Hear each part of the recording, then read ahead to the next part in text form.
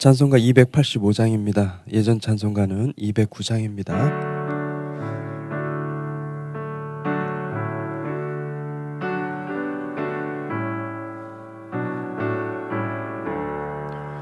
주의 말씀 받은 그날 참 기쁘고 복되도다.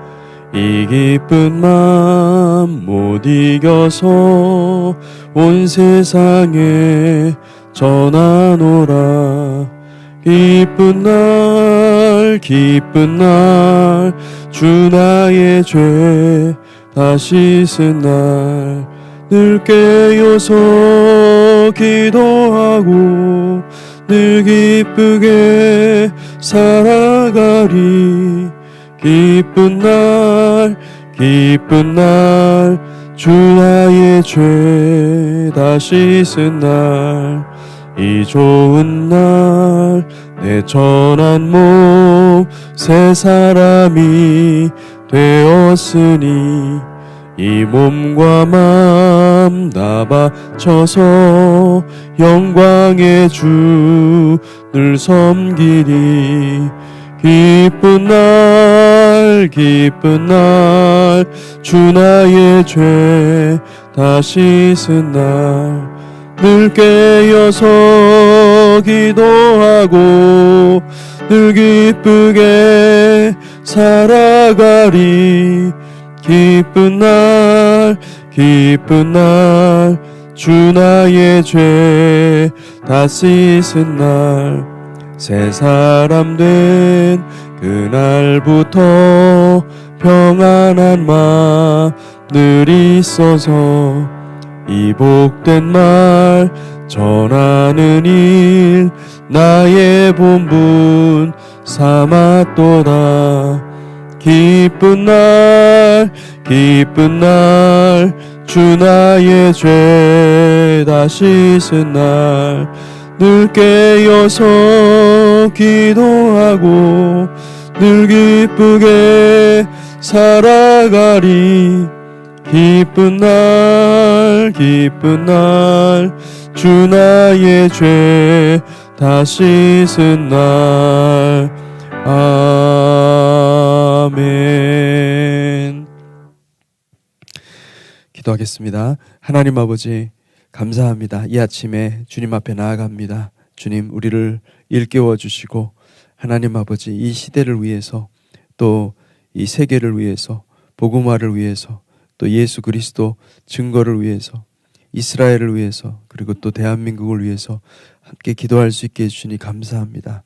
주님, 특별히 지금 불안의 소용돌이 가운데로 들어가고 있는 이 대한민국을 주님 지켜 보호하여 주시고 악으로부터 하나님 보호하여 주시고 아버지 대한민국이 하나가 되어서 주님 이 마지막 때 귀하게 쓰임받을 수 있도록 주님 축복하여 주시옵소서. 성령님 우리를 붙잡아 주시고 모든 민족의 모든 대한민국에 있는 교회들 아버지 하나님 붙잡아 주시고 하나가 되게 하시고 오직 예수 그리스도 생명의 말씀으로 붙들림 받아서 힘있게 복음을 증거하는 복된 그리스도인들 될 수 있도록 축복하여 주시옵소서. 예수 그리스도 이름으로 기도했습니다. 아멘. 오늘 말씀은 요한계시록 10장 1절에서 11절 말씀입니다. 요한계시록 10장 1절에서 11절 말씀입니다. 함께 읽겠습니다. 교독하겠습니다. 내가 또 보니 힘센 다른 천사가 구름을 입고 하늘에서 내려오는데 그 머리 위에 무지개가 있고 그 얼굴은 해 같고 그 발은 불기둥 같으며 그 손에는 펴놓인 작은 두루마리를 들고 그 오른발은 바다를 밟고 왼발은 땅을 밟고 사자가 부르짖는 것 같이 큰 소리로 외치니 그가 외칠 때에 일곱 우레가 그 소리를 내어 발하더라. 일곱 우레가 말을 할 때에 내가 기록하려고 하다가 곧 들으니 하늘에서 소리가 나서 말하기를 일곱 우레가 말한 것을 인봉하고 기록하지 말라 하더라. 내가 본 바 바다와 땅을 밟고 서 있는 천사가 하늘을 향하여 오른손을 들고 세세토록 살아계시니 곧 하늘과 그 가운데 있는 물건이며 땅과 그 가운데 있는 물건이며 바다와 그 가운데 있는 물건을 창조하신 이를 가리켜 맹세하여 이르시되 지체하지 아니하리니 일곱째 천사가 소리내는 날 그의 나팔을 불려고 할 때에 하나님이 그의 종 선지자들에게 전하신 복음과 같이 하나님의 그 비밀이 이루어지리라 하더라. 하늘에서 나서 내게 들리던 음성이 또 내게 말하여 이르되 내가 가서 바다와 땅을 밟고 서 있는 천사의 손에 펴놓인 두루마리를 가지라 하기로 내가 천사에게 나아가 작은 두루마리를 달라 한즉 천사가 이르되 갖다 먹어보리라. 내 배에는 쓰나 내 입에는 꿀같이 달리라 하거늘 내가 천사의 손에서 작은 두루마리를 갖다 먹어버리니 내 입에는 꿀같이 다나 먹은 후에 내 배에서는 쓰게 되더라. 그가 내게 말하기를 내가 많은 백성과 나라와 방언과 임금에게 다시 예언하여야 하리라 하더라. 아멘. 요한계시록은 파도 계속 보석과 이 진귀한 광물들이 터져 나오는 그런 보고와 같습니다. 구약 성경의 모든 말씀을 사랑하는 자들은 이 요한계시록의 말씀이 무엇을 가리키고 있고 그리고 어떤 의미를 담고 있는지를 잘 알게 됩니다. 요한계시록은 구약을 압축하고 요약해 놓은 책이라고 해도 과언이 아닙니다. 구약의 그 굉장히 중요한 핵심적인 구약의 근간을 이루고 있는 아주 중요한 그 이야기들이 요한계시록에서 나옵니다. 그래서 어제는 제가 계시록 9장에서 다섯째 천사의 다섯째 나팔까지만 살펴보았는데 사실은 굉장히 많은 내용이 있습니다. 그냥 다섯째 나팔에서도 그냥 살짝 지나간 느낌입니다. 제가 이번 주 금요일에 우리 요한계시록을 더 많이 좀 보도록 하겠습니다. 그래서 10장과 11장의 내용을 함께 살펴볼 텐데 왜냐하면 10장과 11장 굉장히 중요합니다. 12장까지 너무너무 중요하고 이 요한계시록이 많은 분들이 그냥 이렇게 시간적인 순서대로 나열한 것처럼 오해를 합니다. 근데 그게 아니고 앞에서 한 얘기를 또 뒤에서 또 계속 설명해 주는 겁니다. 그래서 잘 보면 그냥 다른 거 보지 않고 요한계시록만 봐도 굉장히 이 구조가 아주 치밀하고 그리고 또 충분히 이 성도들이 알 수 있도록 이 성도들이 명확하게 알 수 있도록 해놓은 게 요한계시록이에요. 근데 그것을 우리가 너무 이렇게 말들도 어렵고 상징을 사용하다 보니까 많은 분들이 그냥 그 상징에서 다 자기 생각을 넣는 거예요. 여러분 자기 생각 비우고 우리 생각 비우고 요한계시록을 그냥 읽히는 그대로 보잖아요. 그러면은 기가 막힌 겁니다. 하나님께서 승리하신 하나님께서 우리 주님께서 이 땅에 오시는 놀라운 이야기를 담고 있습니다. 이번 주 금요일에는 제가 금요일 토요일 금요일 토요일 일요일 새벽 예배 본문인 요한계시록 10장 11장 12장을 깊게 다룰 것입니다. 여러분 요한계시록에서 굉장히 중요한 것은 내 생각, 자기 생각과 내 프레임을 넣어서 계시록을 이해할 때 어려움을 겪는다는 것입니다. 전 유튜브에서 많은 목사님들이 나름 계시록을 아주 열심히 해석을 해서 올려놓은 것들을 자주 봅니다. 근데 제가 참 안타까운 것은 모두가 다 다르게 해석을 한다는 거죠. 저를 비롯해서 이 계시록을 해석하는 것들을 보면은 다 다르게 해석하는데 다 자기 나름의 안경과 자기 나름의 프레임을 가지고 해석하는 경우가 너무나 많습니다. 계시록은 내 안경을 벗는 게 중요합니다. 내가 가지고 있는 선입견, 내가 가지고 있는 편견, 내가 가지고 있는 생각을 계속 지속적으로 걷어내야지. 그래야 이 계시록에 있는 온전한 그 말씀을 우리가 파악을 할 수가 있는 것이죠. 만약에 그냥 내가 가지고 있는 안경을 갖고 해석을 하잖아요. 그러면은 그거는 성경이 말하는 하나님의 말씀의 어떤 계시록의 내용이 아니라 내 거가 되는 거예요. 코에 걸면 코걸이, 귀에 걸면 귀걸이식의 해석을 하면서 스스로 교만해지는 거예요. 난 요한계시록을 해석했다. 여러분, 그러니까 여러분께서 우리가 요한계시록 해석할 때 중요한 것은 뭐 유튜브를 통해서 많은 목사님들의 계시록 강해를 듣는 것도 중요한 일인데, 근데 그것을 듣고 한번 성경을 다시 보세요. 요한계시록 다시 보시고 이게 정말 이 사람이 말하는 프레임이, 이 사람이 말하는 것이 정말 성경에서 나온 것인가, 아니면 자기 생각을 넣은 것인가. 굉장히 많은 부분에서 여러분들이 분별을 하는 그 훈련이 필요합니다. 예를 들어서 이스라엘과 교회를 구분할 수 없는데, 이스라엘과 교회를 구분한다는 것은 이게 말이 안 되는 것이, 이스라엘은 종말론적인 개념입니다. 지금 이스라엘 없어요. 그냥 지금 이스라엘에 만들어진 것은 이스라엘이란 이름을 차용해서 이렇게 이스라엘의 어떤 이데올로기를 향해서 만들어져 가는 겁니다.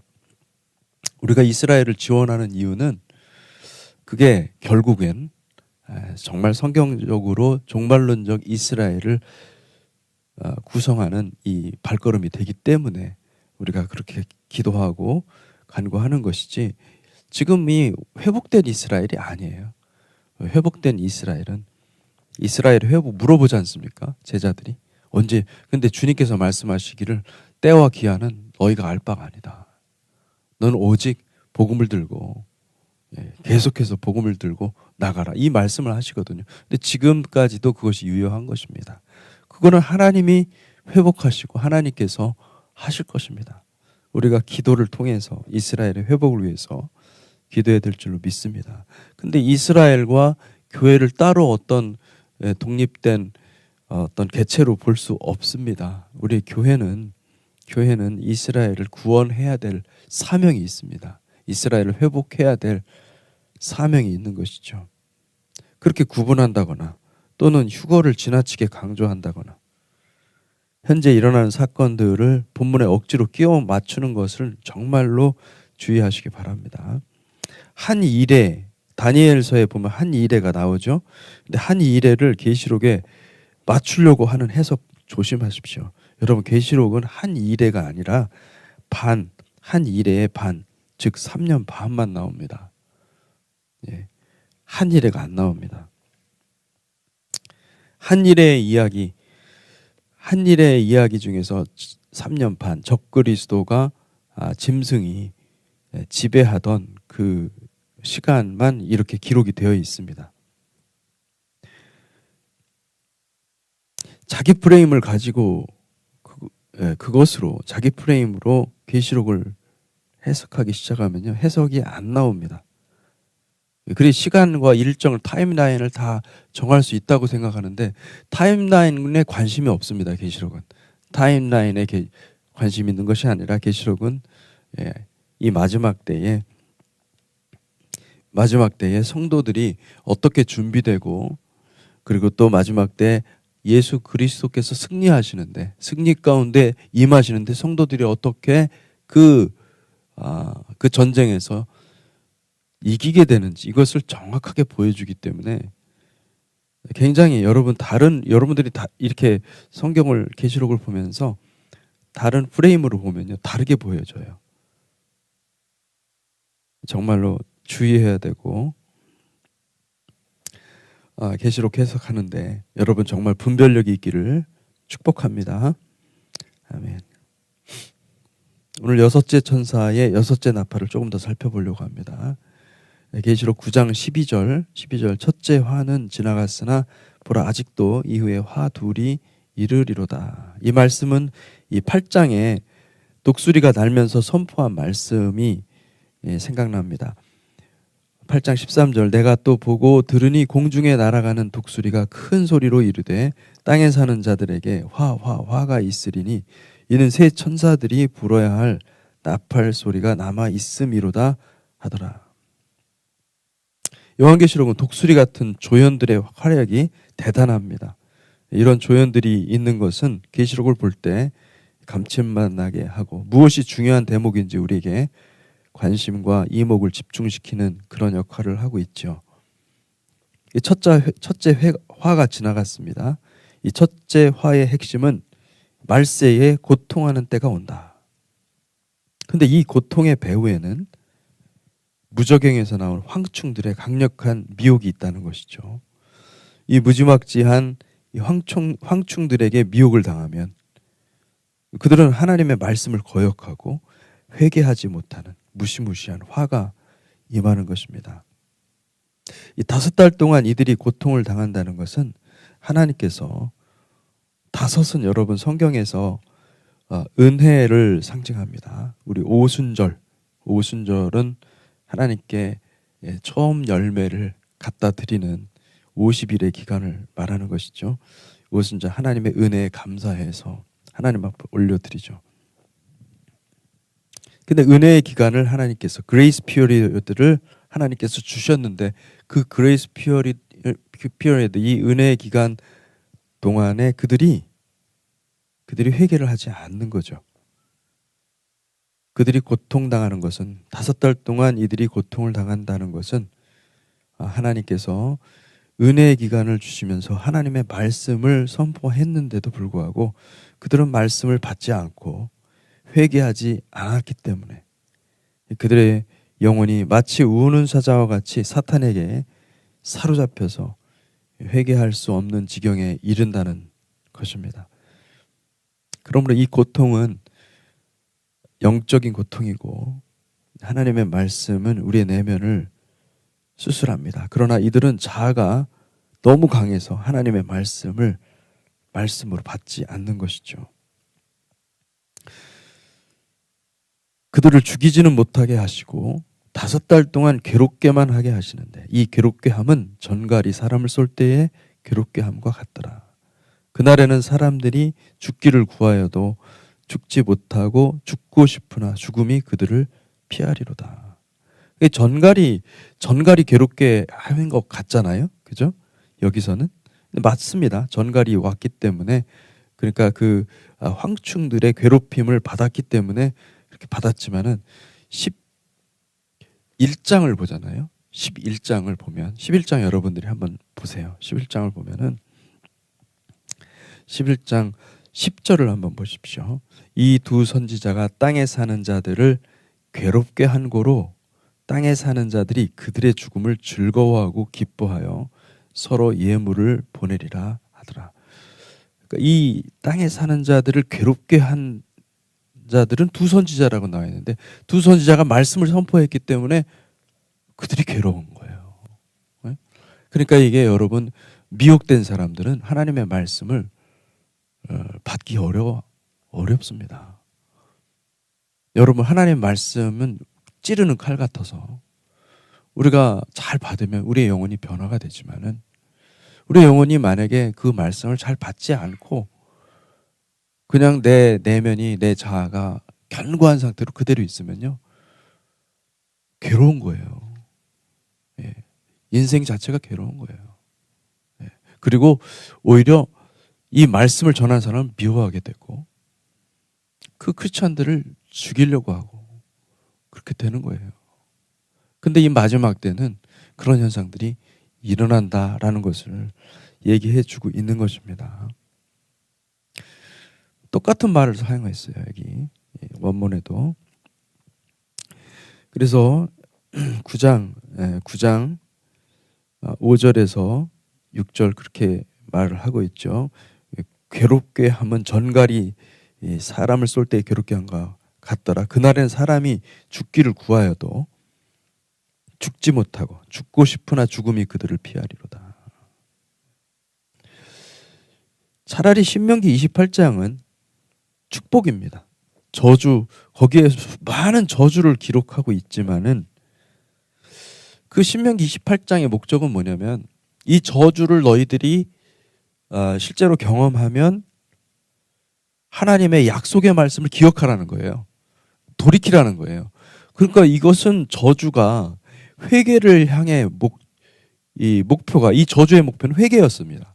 그럼 신명기 28장에 기록된 저주는, 언약을 어길 경우에 나오는 모든 저주는요, 사실은 하나님이 이스라엘 백성들을 사랑하기 때문에 내가 너희를 회복하겠다는 그 말씀이라고 볼 수가 있습니다.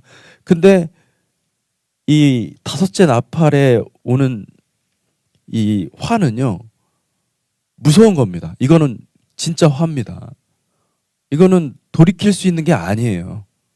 문제는 뭐냐면은 돌이킬 수 있을 때 돌이키는 것입니다. 할렐루야. 이것이 더 큰 축복인 줄 믿습니다. 우리는 돌이킬 수 있는 때에 돌이키는 축복을 받은 사람들입니다. 말씀을 듣고 돌이키는 자들이 되시기를 주님의 이름으로 축복합니다. 마지막 때 다섯째 나팔이 불려지고 무적행에서 나온 황충들의 미혹을 당하면은 회개를 못하는 화를 당하는 거죠. 이 성경에 이미 이런 화에 대해서 많이 기록해 두었습니다. 디모데전서 4장 1절에서 2절 말씀, 성령이 밝히 말씀하시기를 후일에, 이 후일이라는 말도 다 마지막 날이랍니다. 어떤 사람들이 믿음에서 떠나 미혹하는 영과 귀신의 가르침을 따르리라 하셨으니 자기 양심이 화인을 맞아서 외식함으로 거짓말을 하는 자들이라. 이렇게 경고의 말씀을 우리에게 주시는 것이죠. 그러므로 여러분, 이 말씀을 들을 때에, 우리가 하나님의 말씀을 들을 때에 마음을 부드럽게 하는 것이 얼마나 중요한지 모릅니다.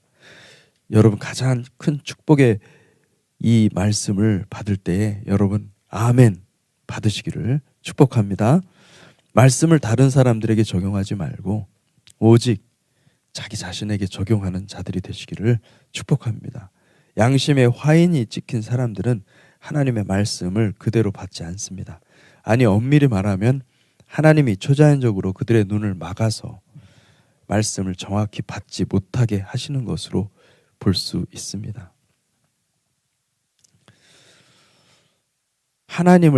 이들은 하나님을 사랑하는 것이 아니라 자기가 만든 하나님을 섬기는 사람들입니다.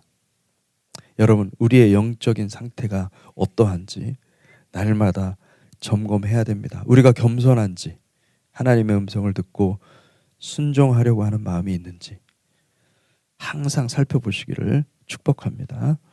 이제 여섯째 천사가 나팔을 불자 하나님 앞에 있는 금제단의 뇌뿔에서 음성이 나온다고 합니다. 이 금제단이 등장한다는 굉장히 중요한 일입니다. 이 제단이 언제 등장합니까? 일곱 인을 뗄 때도 다섯째 인을 떼니까 그 죽임당한 그 증인들, 하나님의 백성들이 제단 앞에서 기도하죠. 그리고 일곱째 인을 떼자 어떤 일이 벌어집니까? 제단 앞에 있는 천사들이 금향로에다가 성도들의 기도를 담아서 쏟아붓는 모습을 보고 있습니다. 그리고 나서, 그러니까 이게 지금 성도들의 기도가 이루어지는 바로 그 시점이라는 거죠. 일곱째 인이 떼어지고 나팔이 불려지기 전에 제단이 있고, 그리고 여섯째 나팔에 금제단이 또 나타나는 거예요. 그 얘기는 뭡니까? 금제단에서 바로 이 여섯째 천사의 심판이야말로 매우 치명적이고 결정적인 심판이 될 것이다 라는 것을 암시하고 있는 것입니다. 그러니까 나팔 심판의 가장 핵심적인 심판은 무엇입니까? 여섯째 나팔인 거죠. 여섯째 나팔에 불려지는 것을 위해서 하나님이 그동안 준비를 한 거예요. 여섯째 나팔에 무슨 사건이 일어납니까? 여기 보니까 큰 강 유브라데에 결박한 네 천사를 놓아주라. 큰 강 유브라데에 결박한 네 천사를 놓아주라. 그러니까 여러분, 이 유브라데에 결박해 있던 천사가 있었던 거예요. 유브라데, 지금 이게 주님께서 신호만 하시면, 주님께서 사인만 하시면 이 유브라데에서 이 천사들이 네 천사가 나와서 네 천사가 풀어지는 거죠. 그들이 이제 심판을 행할 것입니다. 근데 여러분들이 잘 관찰하셨는지 모르겠는데 이게 아주 요한계시록 독특한 구조로 되어 있어요. 4 플러스 3이에요. 제가 계속 얘기를 했잖아요. 4 플러스 3, 4 플러스 3, 4 플러스 3이잖아요. 그죠? 근데 이 4가 왜 됐냐면은 보좌 앞에 네 생물이 있습니다. 네 생물은 그러니까 하나님을 보좌하고 하나님을 보호할 뿐만 아니라 사실은 이 세상 모든 만물의 심판까지도 관여하는 네 생물이었던 거예요. 그들이 오라 그러니까 이 네 바람, 이 바람이라는 것은 루아흐거든요. 영이거든요. 이것도 역시 천사들이라고 볼 수가 있습니다. 천사들이 바람과 구름을 타고 일을 하기 때문에 그러니까 이 천사들이 네 바람을 통해서 네 말을 탄 자들로처럼 나오죠. 그리고 7장에 보니까 사방에 그 모퉁이 땅 모퉁이 네 사방에 있는 네 천사들이 또 나옵니다. 그 천사들은 잠깐 홀드하고 있으라. 그리고 일곱째인이 떼어지니까 그제서야 활동하죠. 그러면 이 네 천사들은 바로 무엇을 말하는 것입니까? 첫째부터 넷째까지의 나팔, 심판을 행하는 천사들이라고 볼 수가 있는 것이죠.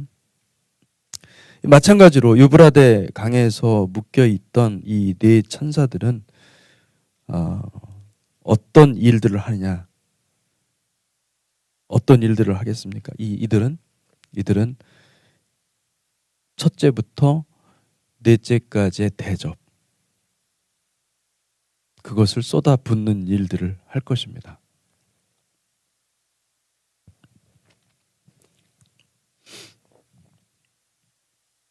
하나님께서 이렇게 네 천사들을 다 준비를 하신 것입니다. 그러니까 이 여섯 번째 나팔 심판은 여섯 번째 나팔 심판은 마지막 그 일곱 대접의 모든 것을 쏟아 부을 준비를 다 한 것입니다. 이 여섯 번째 나팔에서 첫째부터 넷째 나팔의 심판을 살펴보면 이 심판의 범위가 땅과 바다와 강과 하늘의 그 해달 별들의 전역입니다. 그리고 오늘 읽은 요한계시록 10장에도 하나님께서 왜 이 땅과 바다와 강과 하늘의 해달 별들을 심판하셔야만 했는지를 명확히 보여주고 있죠. 이제 제가 이번 주 금요일에 이 부분에 대해서 깊이 있는 부분들을 다룰 것입니다. 그러니까 요한계시록에 있는 것들은 그냥 나온 게 아니에요. 다 근거가 있고 다 이유가 있습니다. 그 근거와 이유는 구약 성경에서 발견되기 때문에 요한계시록만 공부한 사람들은 요한계시록만 연구한 사람들이 이걸 발견을 못합니다. 구약을 알아야 되고 구약이 아예 창세기부터 얘기하고 있는 그 깊은 구약적 세계관을 알지 못하잖아요. 그러면 요한계시록 풀 수가 없어요. 왜냐하면 요한계시록은 그것을 다 안다고 전제하고 얘기를 하고 있어요.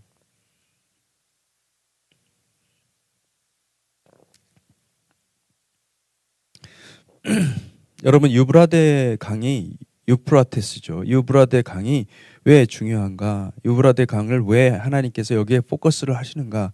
이 부분이 굉장히 중요한데 계시록이 기록될 당시에 고대 로마와 가장 자주 전쟁했던 그 제국이 있습니다.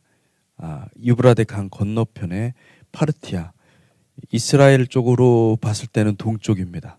동쪽에 이 파르티아 제국이 있었는데 이 파르티아 제국이 얼마나 강했는지 로마는 이 유브라데를 사이에 두고 파르티아와의 전쟁에서 2번 엄청나게 패했습니다. 그래서 이 1차 독자들은 아마도 이것이 이제 그 세력, 로마를 무찌를 수 있는 세력이 로마 제국을 무찌르고 로마 제국을 완전히 폐위시키고 어떻게 보면 소망이죠. 종말론적 소망이죠. 그런 개념으로 썼을 가능성이 있습니다. 그런데 그것을 정확하게 명시하지 않았어요. 파르티아라고 명시하지 않고 이렇게 이제 유브라데 결박한 천사들이라고 얘기한 것은 요한은 예. 당시 독자들은 그렇게 생각했을지 모르지만 요한은 진짜로 그렇게 본 겁니다. 유브라데에 붙잡고 있는 천사들을 본 겁니다. 예. 그 시대에서는 그렇게밖에 볼 수 없어요. 우리 시대에 똑같이 그저 막 드론이 날아다니면서 드론이 황충인가 이렇게 얘기하는 것처럼 그 시대에는 그렇게밖에 볼 수밖에 없었던 거예요. 파르티아가 올 것이다. 그렇게 해석할 수 있었겠죠. 그러나 요한은 그렇게 보질 않은 거예요. 요한은 유브라데에 결박한 천사. 근데 유브라데는 단지 이 파르티아만 있는 게 아니에요. 여러분 그 이스라엘의 역사를 보시잖아요. 그러면은 이 고레스 왕이 결국은 이스라엘 백성들을 자유케 하고 해방케 하고 다시 고토로 귀환하게 한 왕이에요. 페르시아의 고레스, 바사왕 고레스죠. 근데 그 고레스를 일종의 이 메시아적 인물로 보고 있거든요. 공교롭게도 이 바벨론이 바벨론의 난공불락의 성이 유브라데스 강 위에 떠 있는 모습으로 되어 있습니다. 그리고 실제로 고레스 왕이 유브라데 강을 다 말린 후에 그 다음에 그 성에 들어가서 그 성을 쉽게 접수했던 역사적인 기록이 있어요. 그렇다고 한다면은 이 유브라데 강을 이곳에 언급하는 것은 그 이유가 분명한 것이죠. 여러분 그 계시록을 잘 보잖아요. 그 다양한 구약 성경의 모티브가 사용되었어요. 출애굽 모티브가 사용되었죠. 여러분 가나안에 입성하는, 가나안을 상속받는 그 모티브가 사용됐어요. 출애굽 모티브는 여러 가지 열 심판, 하나님께서 심판하시고 그런 것들이 다 사용되었죠. 그리고 가나안 진입 모티브, 가나안에 들어가기 위해서 사람들의 숫자를 세지 않습니까? 그 군사들입니다. 그 군대 14만 4천. 그리고 또 여러분 우리가 그 심판의 구조를 보면은 일곱 바퀴를 돌고 매일 한 바퀴를 돌고 일곱째 날에 일곱 바퀴를 돌지 않습니까? 이걸 다 사용했죠. 여기다가 추가적으로 구약 성경은요, 어떤 모티브, 아주 중요한 모티브가 있는데 포로 귀환의 모티브가 있습니다. 하나님께서 회복하신다는 거예요. 하나님께서 보복의 날을 선포하고 이 모든 것을 다시 원점으로 돌이키고 회복해 하신다. 고토로 돌아오게 하시고 그리고 또 그들을 통해서 영원토록 이스라엘로 제대로 된 이스라엘로 세우겠다라고 하는 시온 중심의, 히브리어로는 찌온이죠. 찌온. 이 찌온 중심의 회복의 모티브가 굉장히 중요한, 이 선지서에 보면은요, 그 시온으로의 회복의 모티브가 어마어마하게 많이 사용되는 것을 볼 수가 있습니다. 이것을 다 사용하고 있는 겁니다. 요한계시록은 이제부터 바벨론이 나오고 유브라데가 나오잖아요. 그러면 바로 그 모티브를 사용하는 것으로 볼 수가 있습니다. 구약 성경을 저는 요약했다고 믿습니다. 바벨론과 로마가 왜 등장해야만 하는가? 바벨론과 로마는 역사상, 이스라엘 역사상 예루살렘 성전을 파멸시켰던 제국입니다.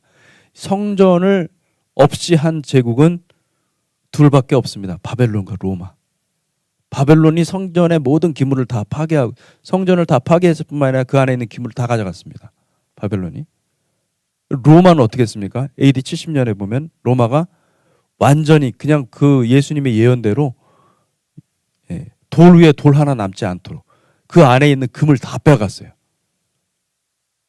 완전 폐허로 만들어버린 거죠.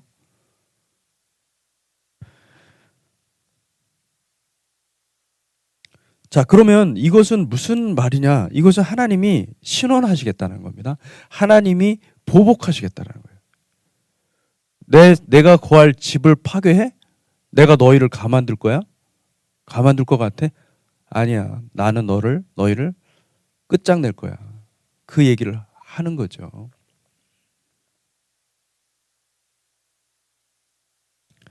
하나님은 성전을 능멸한 음녀 바벨론을 완전히 파멸시킬 계획을 실행하고 계시는 것이죠. 하나님은 보복하시기 위해서 칼을 드신 거예요. 그걸 말씀하시는 겁니다. 지금 이제 6번째 나팔에 이 유브라데 이 결박된 천사들은 어떤 것이냐? 하나님의 마음이 담겨 있는 거예요. 내가 이거를 하기 위해서 여태까지 얘네들을 붙들어 놓았다. 이제 얘네들 풀면 너희도 끝장이야. 이 얘기는 하는 거죠. 그러니까 6째 나팔이 굉장히 중요한 메시지가 담겨 있는 것입니다. 다니엘서 9장 24절에서 27절 말씀에 좀 길지만 제가 한번 읽어볼게요. 내 백성과 내 거룩한 성을 위하여 이른 이래를 기한으로 정하였나니. 여러분 여기서 여러분들 그냥 읽을 수 있겠지만은 주님의 마음이 뭐가 있냐면은 내 백성과 내 거룩한 성에 있어요. 이거를 파멸한 자들이 누구예요? 바벨론이에요. 근데 그들을 위해서 이른 이래를 기한으로 정하였나니. 허물이 그치고 그때가 되면은, 그러니까 주님의 때가 오면은 어떻게 돼요? 허물이 그치며. 그러니까 죄 짓는 이스라엘은 없어요. 죄 짓는 이스라엘이 있다고 하면은 그건 이스라엘이 아닌 거죠. 허물이 그치며 죄가 끝나며 죄악이 용서되며 영원한 의가 드러나며 환상과 예언이 응하며 또 지극히 거룩한 이가 기름을 받으리라. 메시아의 때가 올 것이다. 메시아의 왕국이 올 것이다. 어떻게요? 이른 이래가 차면 그때 뭐예요? 내 백성과 이 거룩한 성이, 그 거룩한 성을 위한 복수를 하나님이 끝내버리기 때문에. 그런데 놀라운 것은 죄가 끝나며 속죄가 된다는 거예요. 스가랴 12장의 14절에 14장에 보면요, 이 이스라엘의 속죄, 그곳에서 샘이 터져나오고 하나님의 마음이 터져나오고 그들이요 얼마나 회개를 하는지. 우리 때문이었구나. 이 역사가, 이 세계, 온 세계 전쟁과 이 피 묻은 역사가 다 우리가 예수를 찔렀기 때문이구나. 우리가 예수를 찔렀기 때문인데, 우리가 애써 예수를 부인했고 우리가 예수를 사랑하지 못했다. 이 예수님을 본 거예요, 그들이. 그러면서 눈물이 터져 나오는 겁니다. 근데 이 눈물을 걷잡을 수 없는 눈물이죠.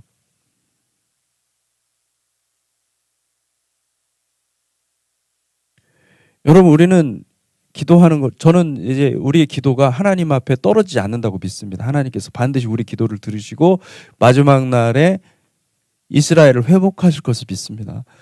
때와 기한은 우리의 것이 아니에요. 다만 우리는 주의 말씀에 순종해서 기도하는 거예요. 여러분, 그게 약속되었고 예언되었어요. 근데 그것이 그날에 성취될 것입니다. 할렐루야. 그러니까 그것을 믿고 우리가 가는 거죠. 그래, 이른 이래라는 것은 그 기간을 말하는 거예요. 그러니까 이른 이래라는 것이 우리가 마지막 한 일에 남았다고 그러잖아요. 근데 이 한 일에 동안에 언약을, 여기 27절에 보면 그가 장차 많은 사람들과 더불어 한 일에 동안에 언약을 굳게 하고 그가 그 일의 절반에 제사와 예물을 금지할 것이며 또 포악하여 가증한 것이 날개를 의지하여 설 것이라. 다시 말하면 그때가 되면은 절반에 3년 반, 마지막 3년 반에 이르면은 적그리스도가 등장할 것이고, 그것이 그자가 적그리스도가 정체를 드러내면서 환란의 때로 들어가게 된다는 얘기를 하는 것입니다. 그때에 또 이미 정한 종말까지 진노가 황폐하게 하는 자, destroyer. 여기 이 계시록 6번째 나팔에 나오는 누구죠? 5번째 나팔에 나오는 아바돈이 황폐케 하는 자입니다. destroyer. 황폐하게 하는 자에게 쏟아지리라 하였느니라. 이게 다니엘서에 나와 있는 거예요.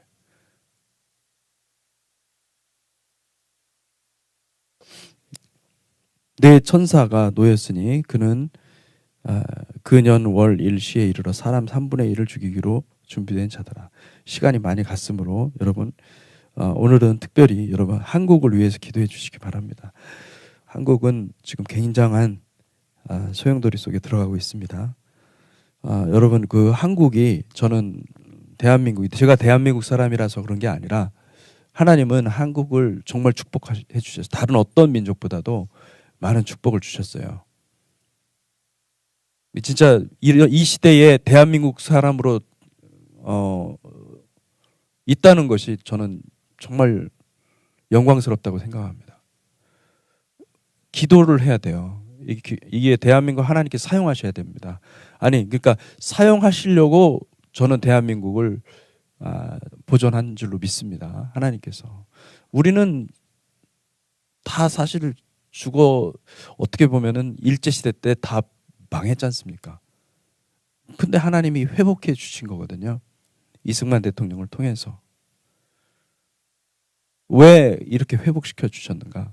저는 이때에 이 대한민국이 이 중보기도의 사명을 갖고 하나가 되어서 주님의 다시 오심을 준비하는데 기도의 동력으로 사용할 줄로 믿습니다. 그래서 여러분 이 대한민국이 정부를 제가 뭐 정치적인 얘기를 뭐 많이 하진 않지만은 보니까 지금 굉장한 혼란 속에 있거든요. 근데 하나님께서 이거 분명히 하나님께서 계획하신 일이시고 하나님께서 함께 하실 줄로 믿습니다. 그래서 계속 기도하면서 교회가 하나가 되고 나라가 정말 깨어서 기도하는 나라가 되게 하시고 그리고 또 불안한 이 전국이 빨리 해결이 되어서 정말 하나님 나라가 우리 대한민국 가운데 일어나도록 여러분들이 많이 좀 기도해 주시고 함께 해 주시면 감사하겠습니다. 오늘은 그래서 대한민국을 위해서 기도를 많이 해 주시면 좋겠습니다. 기도하겠습니다. 하나님 아버지 요한계시록의 말씀을 통하여서 우리에게 가르쳐 주시니 감사합니다. 주님 이 마지막 때 우리가 이 마지막 때의 부르심을 알고 그 마음에 새기고 같이 기도하는 기도에 동참하는 백성들 되게 하여 주시고 주님 그리하여서 주님의 나라를 이루는 거룩한 성도들 되게 하여 주시옵소서. 특별히 대한민국을 주님 붙잡아 주시고 아버지 하나님 이때 주님께서 기도하라고 말씀하시는 것을 우리가 듣습니다. 주님 기도하고 대한민국이 다시 살아나는 놀라운 역사가 있게 하여 주시옵소서. 악의 모든 무리들을 하나님께서 몰아내 주시고 아버지 사악한 자들 거짓말하는 자들 미혹하는 모든 자들을 하나님께서 묶어 주시고 아버지 하나님 주의 천사들을 풀어놓아 주셔서 하나님 다시 회복되는 놀라운 역사가 있게 하여 주시옵소서.